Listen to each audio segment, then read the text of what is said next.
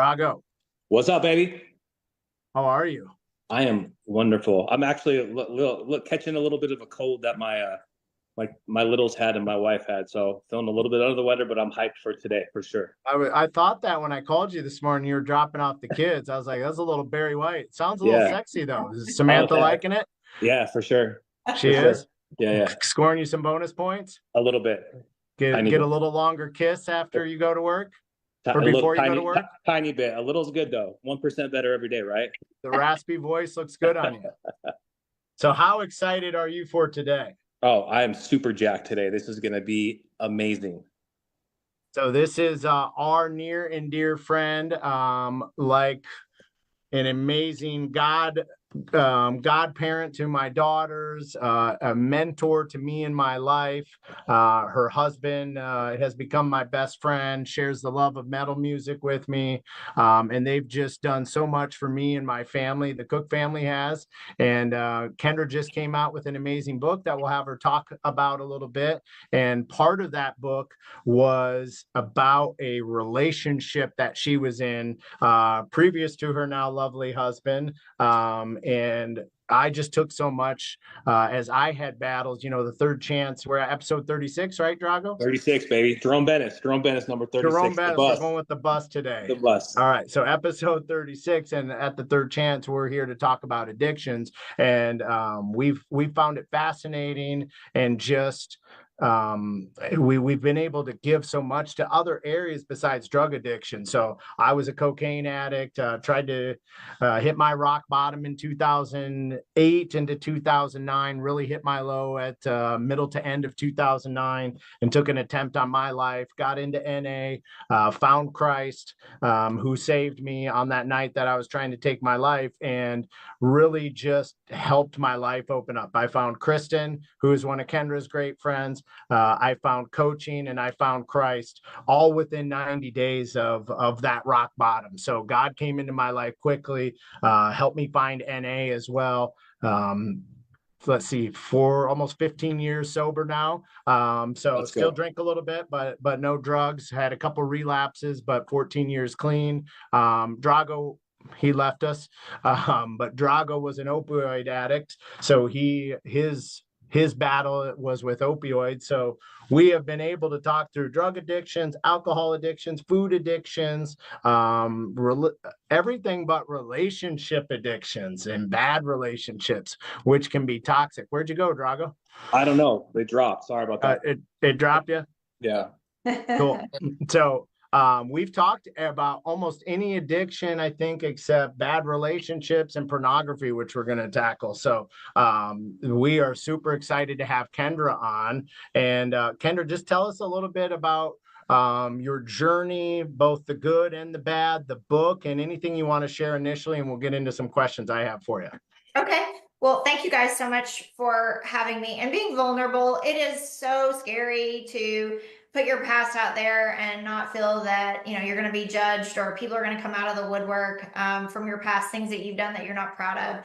And so I just admire that you guys are so humble and vulnerable and honest to put it out there. So, my parents divorced when I was 2. And I don't remember that obviously, but I know that my dad was not abusive or anything like that. They just, weren't the right fit. And so after my parents got a divorce, my mom was trying to find her person and went through several abusive relationships, whether they were physical or verbal.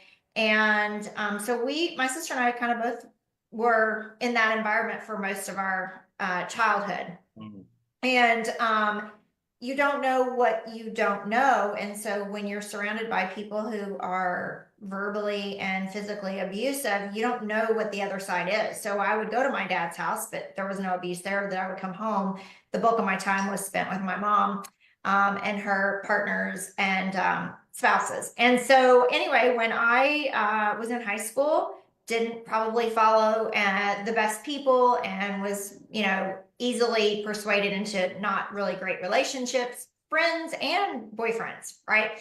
And so what I learned early on was people could count on me. And so I just wanted to stay there and be the rock for whoever was struggling, right? And that's a tough place to be, because you get stuck. You're staying for somebody else. You're staying to save somebody else. You stay because you think you can change somebody. So as I got a little older, I met my first husband, and he was a closet addict. And I didn't know a lot about his past. I knew his family was a loving family, but it all reared its ugly head.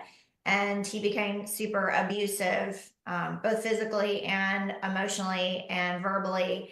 And I hid it for a long time, wouldn't tell my parents, because it was a dirty secret, right? Nobody wants to come out and say, oh my gosh, I'm accepting somebody beating the crap out of me and then going to work with your sunglasses on. And the saddest part, I think, about that was nobody ever asked me, are you okay? Like, why are you working in an office building with your sunglasses on? Right? Or I have a long sleeve shirt on or a sweater on, and it's 100 degrees humidity in Nashville, Tennessee. Nobody came to me and said, are you safe? Are you okay? You know? And so it made me so much more aware. But you know, the last time we were in the car together, we were going on a road, and there was a cliff, and I knew beyond a shadow of a doubt he was getting closer and closer. I knew he was going to let the car go off, and he was going to open his door and fall out. I saw it very vividly. And he pulled up to a stop sign, and God is my witness, I don't know what came over me, but I reached over, turned the car off, jerked the key out, and opened the door all at the same time. It was just like this fluent movement. And I stepped out and I said, you might kill me, but not today. Get out. And I left him on the side of the road and got my car and drove back to Nashville. And that's how I got out of it. So. How many years did this span that you were in that relationship? And you kind of hit on it, but what I heard is, hey, I was a little bit in this environment growing up. It wasn't like abnormal to me, right? And I know how good of a person you are just from our relationship. And hey, I think I can fix him, and I think he needs me, and he needs my help. So it comes from a good, compassionate place. Would you say those are the main reasons that you stuck around, and how long did you stick around for? For sure. And I looking back, I know my mom was trying to do the same thing. She was always trying to save that person and be the support person for them and help them change. And I learned shortly thereafter through counseling, obviously you can't change a leopard's spots. All right. And so we were together 3.5 years, and he was quite a bit older than me. I try to save everybody. And so I give everybody the benefit of the doubt. And listen, that's part of the addictive personality, is he would come back and say, you thought you just made that up. It didn't really happen, or I didn't say that. Or it'll never happen again, I promise. And, nobody can know this, and our parents can't know this. And so, as much as he's a victim of addiction, I'm a victim of abuse. And so we're manipulation. Yeah, master manipulator for sure. Yes. Well, and you think, okay, we're going to fix this. And then it happens again. You're like, okay, never again. And then you get talked back into it, and you're vulnerable, right? I mean, I'm so vulnerable to think that I have this dirty little secret and I'm going to be judged for it. And, the truth just can't come out. We'll fix it and nobody will know. And you stay for all the wrong reasons. But again, I'm addicted to trying to save him, and he's addicted to the drugs and alcohol. And it's a horrible combination. So would you say your mom growing up, because I feel like we're kind of pre-programmed with stuff, right? We just don't know what we don't know, right? And so was you got like being an enabler from your mom, right? Because you're just like, hey, I love this person, and I want to fix this person to be better. Yes. And my mom's the same way. Like, my mom grew up in a house that had no addiction. Her dad was the chief of police, and she had this only child, wonderful, life.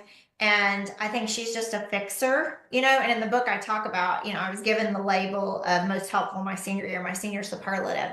And so I always wanted to help people and help charities. I still do that today. So I think that today, right? Yeah. So I think my mom was part of that too, is she wanted to help people and fix people, and she still does today. And so, yes, but we enable those people instead of calling them on their crap. We hide it because it is OPA to talk about it, especially in my mom's generation, not as much today where, social media and all that stuff. But back when my mom, was younger and raising two girls as a single mom. Yeah, it was really, she was an enabler. Yeah, me and Chad have talked about that a lot, right? Like our generation, our parents, we would sweep it under the rug and just keep it moving. Yes. Yes. And my mom nor my dad, either one drink at all. Neither one ever have. No drugs, nothing like that in our family. So, but my mom's husband, who was abusive, was a drinker. And of course, my ex was into all of it. And so, yes, that definitely played a part in their abuse. It's funny when she says that, Drago, because we've told the stories about when we were at our worst and going through our addiction, how manipulative we were, how the lies we would tell. It looked nice on the outside for me. I was successful loan officer. I was making a lot of money, but my life behind it all was just in shambles, and it was because of the lies and the deceit and the manipulation of really my coworkers, the clients sometimes, definitely the girls that I dated. It was all a big manipulation, right? Yeah. And Yeah. and when you were saying that, Kendra, I saw some of myself in him. That's how I was through the addiction and through my use. So it's funny you say that, because we talked several episodes about how manipulative we were and the lies we would tell and how we would keep it all in. And maybe some people knew, but we did a pretty good job of keeping it in the closet. Draga, you were the same, correct? Yeah, and I had a similar, like when I got together with my wife. I mean, I would say I was a closet addict. Like she really didn't know. Like she didn't know I owed $100,000 in back taxes, and she didn't know I was like heavily. I was going to the doctor and I was getting opioids and I was getting Adderall. Like she had no idea about that. Yeah. Yeah, so we completely see how easy it is to get into that. So talk a little bit about the breaking point was that incident, correct, Kendra? You did not see him after that, I think I remember in the book. Yeah. He true story. I mean, that trip, he had taken a job out of state, and I was leaving my job to go be there. And unfortunately, he had been having an affair on me there, and I didn't know it. And so I drove there, and he said, "Hey, this person is now in my life." And I'm like, "Wait, what? Like, what is happening?" And so it was one of those things. It was over, but then it wasn't, because I don't know about y'all's wives and people that you ran with at that time, but most of the time, women, we have to be visual and we have to see it with our own eyes to have the closure. And so I was like, well, I can't leave town till I see if this is really happening or if it's part of the lies of the addiction just to get me to leave. I was dumb. I was young. I was super naive, and I loved him, right? Or at least I thought I did. And so I stayed and kind of spied on him. And so he was irritated when he saw me. So that's why he got in the car and took off with me in the car. And but it had technically already come to a head within about the last 36 hours. But I just needed to see it with my own eyes, and I needed that closure. And so yes, when I left there, I saw him in passing at an event once or twice, back in Nashville after that, but yeah, no conversation. He called me a couple times and said, "Hey, I'm in AA," and I owe you an apology. I'm like, "Dude, Good for you. bye."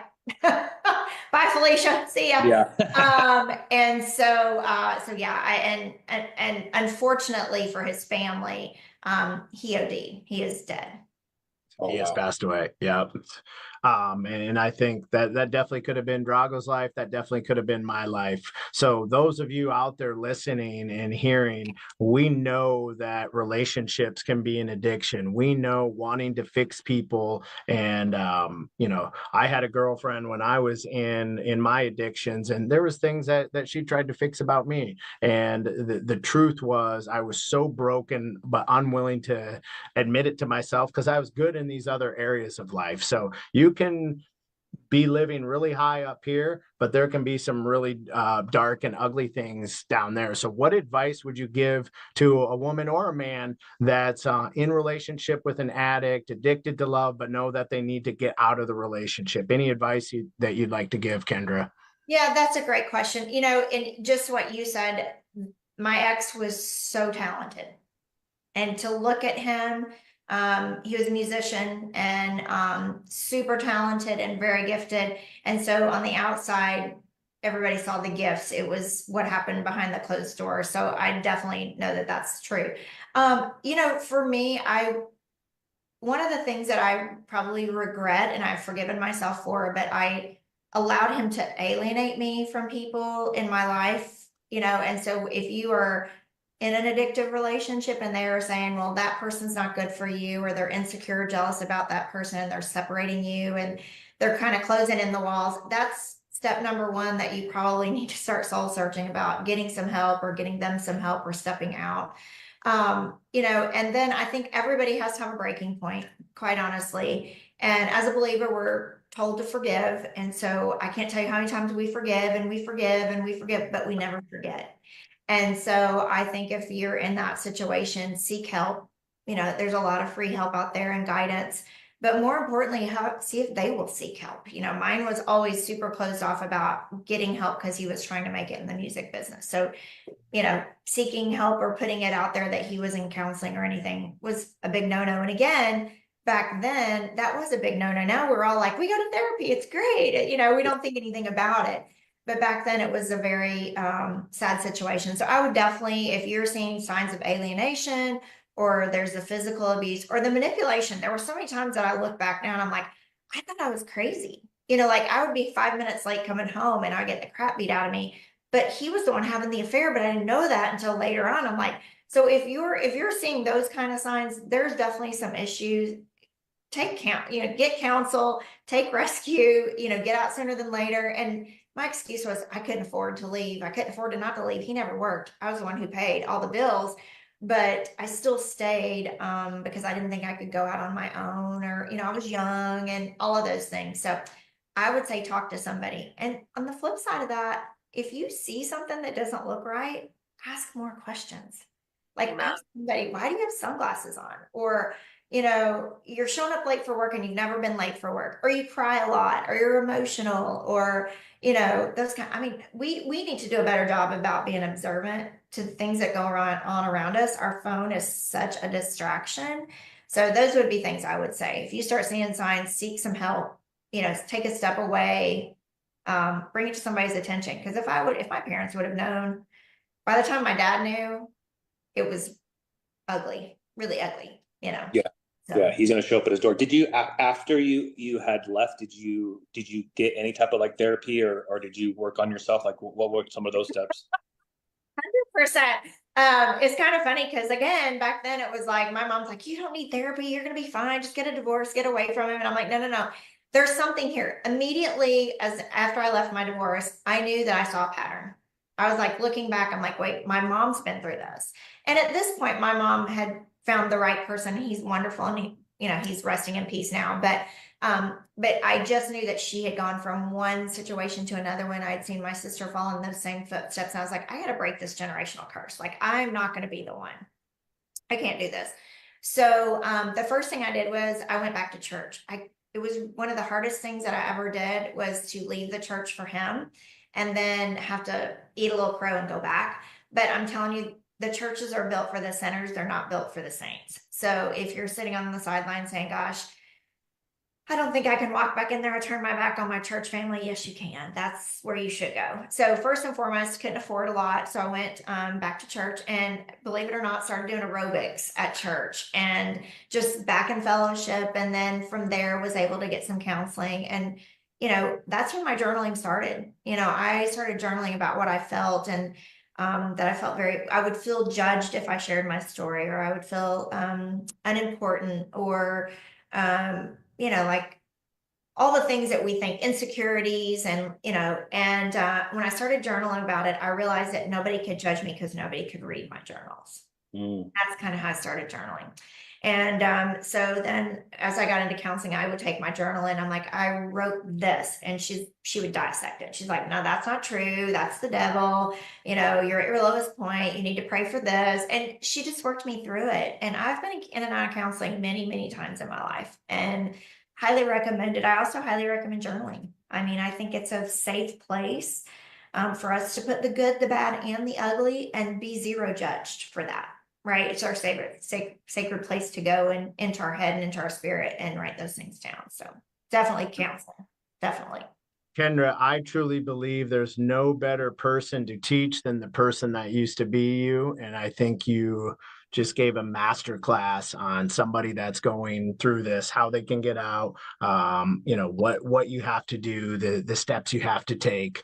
I also know that Drago's rock bottom has made him who he is today. My rock bottom has allowed me to just reach a place in life I never thought I would, and help so many people because I've been vulnerable and willing to share my story. And I know the same is for you. You had that rock bottom, and that inspired you to create the book. I mean, besides other lessons that you teach in the book. So tell us a little bit about the book, how our audience can get it, and just anything you want to share about the transition from journaling, because it sounded like that's where some of your writing started, into creating a book. Yeah. So my book is called Embrace, Empower, Evolve. And it's embracing growth, empowering change, and evolving into your true self. And so really, it started out as a memoir. And as I was talking to my publisher, she's like, "You're so adamant about this came out of your journal entry." And so I have journals from years. And I kind of pulled from those when I wanted to write my memoir. And she's like, "I think that you could tie that together." So initially I was going to do a book and then a journal separately. And I'm like, you know what? When I travel, I'm like, I got my Bible, I got my journal, I got I'm like, can we figure out how to incorporate these things together? So she really created the concept of we would do that. So there are 10 chapters in the book, starting everything from, courage and resilience, what your name stands for, money tips for how to help your kids get on the right track for financial stability. Because I think a lot of people stay in bad relationships and become addicted to a relationship because they don't feel like they have a way out financially, right? So there's stories about that in there and many others. But yes, my writing days really started from journaling. And then started writing letters to my database monthly about things that were going on in my life. I love it. I love to write. I'm not really great. I mean, I'm not saying I'm not great at it, but like, I'm not going to not have a publisher that helps me edit it. It is truly my story, but she helps me with the words because I'm, struggle within the big word category. But you can read the story, and then there's some journaling prompts, 4 to 6 journaling prompts that just get in your head about thinking, where do you not feel accepted? That's the first chapter. Like, what circles are you in currently that you feel the most accepted? And then which ones are you not feeling accepted and why? And so really starting to dig into your emotional being and your spiritual self. And so that's how the book started. I share a couple entries in the back of the book from my personal journals. And those are in there. So you can kind of see, people ask me all the time, how do you get started? And I'm like, whatever's on my heart, I write down. Yesterday, I was grateful for women who are empowering and uplifting me all the time. I know I have girlfriends that pray for me, and, I can call them day or night.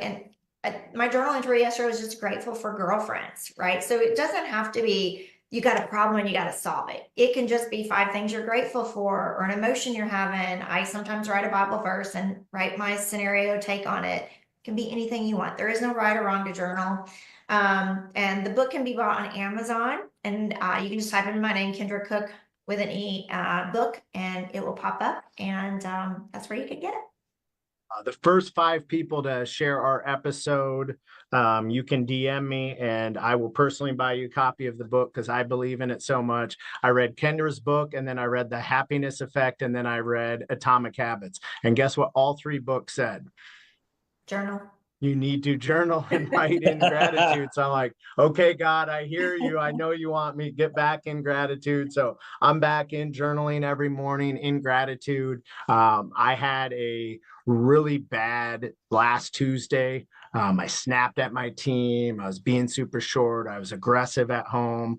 Something happened with my mom that was really troubling me. And, I'll have a bad day, Kendra, but I'll go right to the journal when I have it and get in gratitude. And it's possible to be upset, anxious, angry when your heart and your mind are in gratitude. So I saw myself come off the rails for one day, but I'll never allow it for 2 days. So I take the steps to get back on track.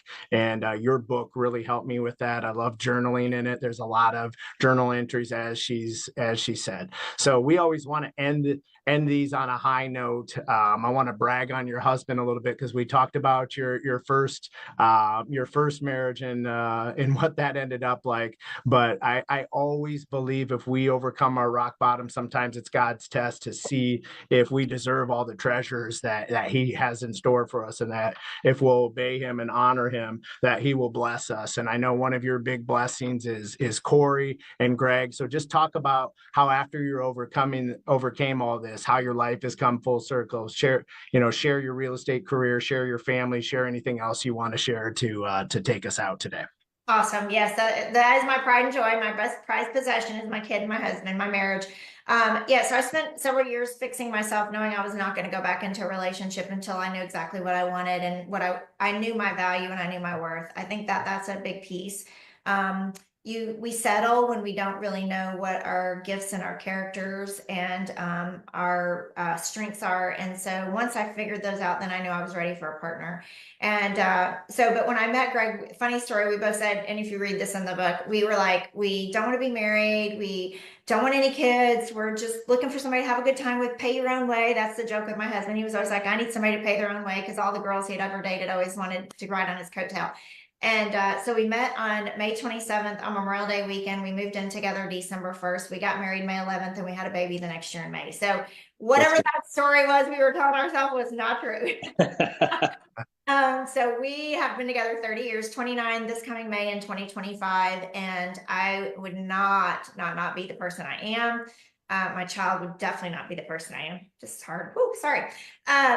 Without Greg. So he is, so smart and just accepts me for who I am and where I am with all my flaws. And I think that's the big piece, right? We have to find somebody that takes our ugliness with our beautiful and put it together and make, just wonderful things together. So we laugh and say we're polar opposite. He drives a Jeep and I drive a convertible, and he's a heavy metal headbanger, and I listen to Christian music, and but it works, and we're very supportive. We do a lot of fun things together. We golf together. We love the beach. I went to a Cheap Trick concert last night. Talk about giving to Saw that. How was it? Wow, right?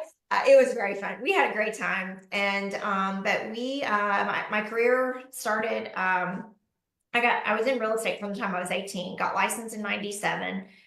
We had our son in 98, and up to 95 million a year in sales, over 300 families annually. Did it all wrong for a long time, worked way too many hours. But he, again, brings me back to where he's like, this is not going to work. Let's figure it out. And we opened a brokerage. I was able to sell my brokerage. I moved to Charlotte for a while, worked for a top coaching company and in their real estate division, really helped grow that. And just decided, you know what, I just was ready financially and spiritually and mentally. I was just ready to be my own self again and work for myself. And so on a whim, we bought a house in Tampa, and we love it. We've been here 2 years. We belong to a country club. We're learning how to play pickleball in 2025. So you guys better look out when we're together. Let's go. And but we play golf and just loving our life. So now I just spend my days consulting a lot of people one-on-one. I do some webinar series and then travel and speaking with my book. So we're very blessed. We have a church here. Our kid's 26. Corey is back in Nashville and got his master's degree and went back, bought a house. That story's in the book as well. And then Greg has a daughter who's a Marine reservist, and she is out in San Diego. And so God is good all the time. So thank you guys so much. I just got to say, that is an unbelievable story. Her husband, I can tell you, is one of the best men that I know. He's helped me tremendously in being a better father, being a better husband. He's my brother in Christ. He's my brother in Metallica. He's my brother in metal. We argue about sports a little bit. We align in politics, but he's really helped myself and my family, and we love him dearly and love you dearly. And this was just such an amazing time together. And what what I want the listeners and everybody watching to understand is you've seen it. Hopefully you've listened to some episodes. Drago OD'd in front of his family and almost died, right? I tried to take my life in January of 2010. Kendra was almost killed by a previous relationship. The hardest part in your rock bottom, if you believe in yourself, I believe if you follow and give your life to Christ, if you go get the help you need, we all three got our own counseling and our own help in the way that we needed it. There is an amazing life out there for you. God put you here to do something special. You may be at your rock bottom, but he has bigger plans and there are bigger things ahead for you. So if we can help you in any way, I know Kendra would be willing to talk to you. I know Drago is always talking to people. I'm talking to people. And if we can't figure it out, we have the resources to do it. So just thank you, Kendra, from the bottom of my heart. This was amazing. Drago, you always take us out. Go ahead. Hey, Kendra, thank you so much. I got your books coming from my team. We're gonna all read it together. So that's super awesome. I say it every episode. If you're watching and you're thinking about getting into recovery or getting some help, or you just need somebody to talk to, I would much rather take a call from you at 3 o'clock in the morning than have to go to your funeral. And we mean that by the bottom of our heart. We'll continue to put all of our contact, our personal mobiles in the comment section. We literally are always available. We have the resources to help you. We're not doing this to get internet famous. We do this because this fills up our cup. So thank you for taking it, watching, and look forward to seeing you soon. I'll just say share the episode. You can download on all your favorite platforms. We're available on Apple. What other ones are we on, Drago? You do all Apple, Spot, like we're available on all streaming. We're on Spotify. YouTube. Yeah, we're everywhere. Google Play. We're everywhere, right? We've got like what 500 downloads, right? Roughly, So we're stepping on up in the world. But share this episode if you're on Facebook Live, or download this episode. DM me that you've done it with your address and we'll get you Kendra's book. Go on Amazon, Kendra Cooke, Embrace, Empower, Evolve. It's unbelievable. I said it right. Correct, Kendra? I did. All right. Go on, get this book. I love it because it's a quick read. I read it on a flight there and a flight back. And then I came back and read it again and journaled with it a second time. And that led me to the gratitude journal. And I'll tell you, the last 2 weeks, I've just been living in joy. And it's because my heart's in gratitude. So thank you for sharing those lessons with us. Go out and get the book. Merry Christmas, you guys. I love you both. And I'm super grateful to have you guys in my life. You too. Love you guys. Bye, guys. See you soon. Thank you, Kendra.